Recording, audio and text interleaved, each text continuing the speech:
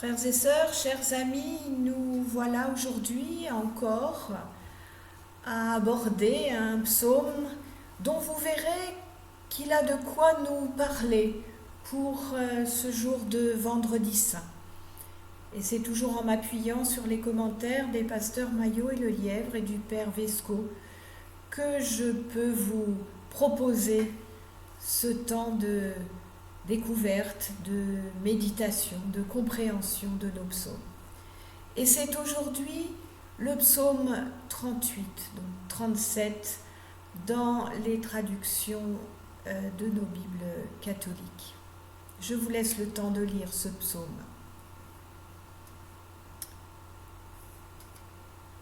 Alors, vous l'aurez bien sûr trouvé tout seul. Ce psaume recèle un appel urgent vers Dieu. Les pasteurs Maillot et Lelièvre traduisent de cette manière très impérieuse « À mon secours et vite !» Le psalmiste est un très grand malade, atteint d'une sorte de lèpre en laquelle il voit la conséquence de ses péchés nombreux, puisqu'il est décrit comme allant jusqu'au-dessus de sa tête. Il est donc confronté à la fois à la maladie, à la culpabilité et au rejet de la part des autres.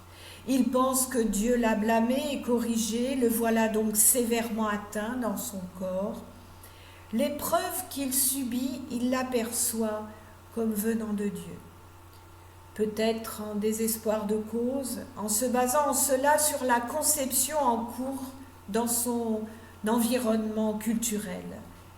En effet, dans ce temps, dans cet espace, une maladie était vue comme le résultat d'une culpabilité. Les maladies étaient considérées en Mésopotamie comme des flèches envoyées par des dieux. Ainsi, le dieu mésopotamien Réphèche était-il un archer? C'était le dieu de la peste. Voilà donc une image qui parle pour nous. Le psalmiste décrit longuement son état déplorable. Veut-il ainsi attirer sur lui la pitié de Dieu? Ce délabrement est-il véritablement physique ou seulement symbolique ou psychique? Son péché est la conséquence de sa folie, nous dit-il, qui désigne une impulsivité non maîtrisée qui conduit à des actions que l'on regrette ensuite. Là aussi, ça peut nous parler aujourd'hui, dans ce confinement que nous sommes censés respecter et que parfois nous avons du mal à respecter au risque de nous contaminer nous-mêmes ou de contaminer les autres. En tout cas, c'est dans une profonde prostration que se trouve effectivement le psalmiste. Et pourtant, c'est aussi vers ce Dieu-là qu'il se tourne pour demander du secours. Son désir s'élance vers Dieu. Il gémit et il espère que Dieu l'entendra. La proximité divine est ardemment souhaitée, mais apparemment perdue. Ses amis se sont éloignés. Comme les disciples de Jésus pour l'aveugle-né, il cherche sans doute quel péché il a pu commettre pour être ainsi atteint. Ainsi, sa solitude en rajoute à sa détresse. Par une jolie formule, il constate que ses prochains sont lointains. Mais le psalmiste, contrairement à Job, ne cherche pas à argumenter. Il ne se défend pas. Il est tout entier tourné vers Dieu dans sa détresse. Au plus fort de sa prostration, il espère encore en Dieu. C'est Dieu qui est son salut. Le psaume donc commence et finit en supplication urgente. On ne verra donc pas l'exaucement de la prière, mais on entend clairement l'espérance du psalmiste tourné vers Dieu. Il a la certitude d'être entendu. Il témoigne d'une indéfectible foi en un Dieu qui sauve. Dans le judaïsme ancien, la lèpre est la maladie par excellence qui caractérise la culpabilité. Le lépreux est donc tenu à distance comme un objet de honte plus que par crainte de la contagion. Il est une menace pour la communauté des bien portants. Son impureté est considérée comme plus spirituelle que physique. C'est un rejet religieux dont il souffre d'abord. C'est la raison pour laquelle la réintégration dans la société des humains normaux passe par un rituel très compliqué de purification et de sacrifice. Si cela vous intéresse, vous pouvez trouver ça dans le chapitre 14 du Lévitique. Le lépreux n'est donc plus rien d'autre qu'un lépreux.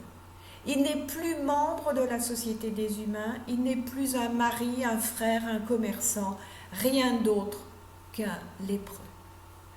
Il n'a même plus de nationalité.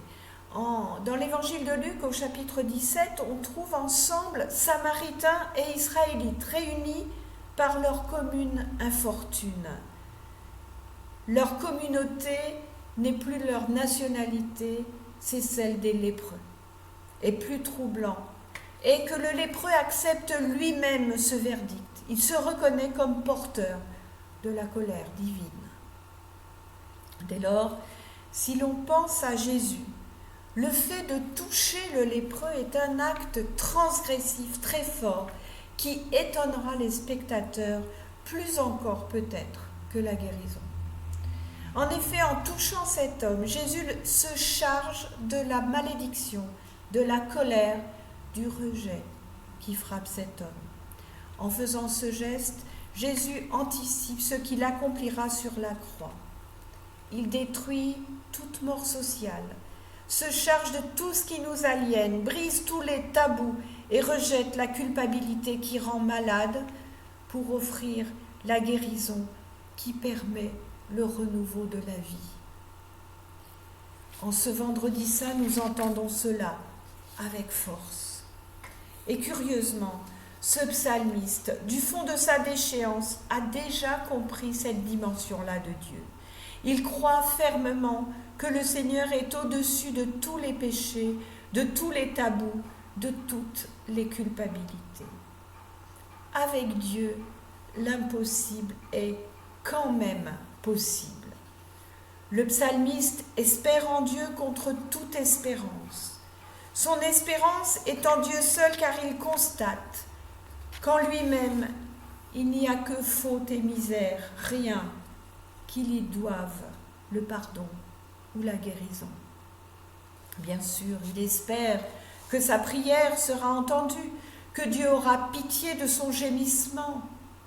Mais ce qui est le moteur de sa prière, c'est sa foi en un Dieu qui écoute les malheureux et qui pardonne gratuitement. C'est cela, la grâce. Cette culpabilité qu'il reconnaît ainsi ne le ronge pas, car il compte sur la miséricorde de Dieu. Il espère dans le pardon divin, dont la guérison ne sera que la conséquence. Le salut, c'est le même mot finalement que celui de santé. Cette compréhension de Dieu nous est familière, à nous chrétiens. Ce n'est rien d'autre que l'image du Christ que cet homme suggère avec sa vision de Dieu. Ce Christ qui dira « Va, ta foi t'a sauvé » et qui répétera fréquemment « Ne crains pas, crois seulement ». Ce psaume est donc un bel exemple pour nous de cette lucidité que nous pouvons avoir devant Dieu. Oui, nous nous reconnaissons comme pécheurs, mais nous croyons aussi fermement en sa bonté, en sa grâce. Nous nous reconnaissons comme fragiles, mais nous croyons aussi fermement en sa force, en son soutien. Ainsi, au cœur même des épreuves dont nos vies ne sont hélas pas exemptes, particulièrement dans les jours qui sont les nôtres, nous pouvons nous considérer comme accompagnés, rejoints par un Dieu qui nous tend la main et veut pour nous la paix, la joie et la vie. Dès lors, la résurrection peut irriguer toute notre existence, en lui insufflant une force qui nous permet de nous tenir debout, au cœur même de nos tempêtes. C'est ce que certains traducteurs des béatitudes suggèrent en traduisant le heureux par debout ou en marche. Cette foi, cette confiance dans la bonté profonde de Dieu envers nous, nous donne l'élan de vivre nos vies sous son regard, dans l'humilité et l'espérance dont témoigne ce psaume.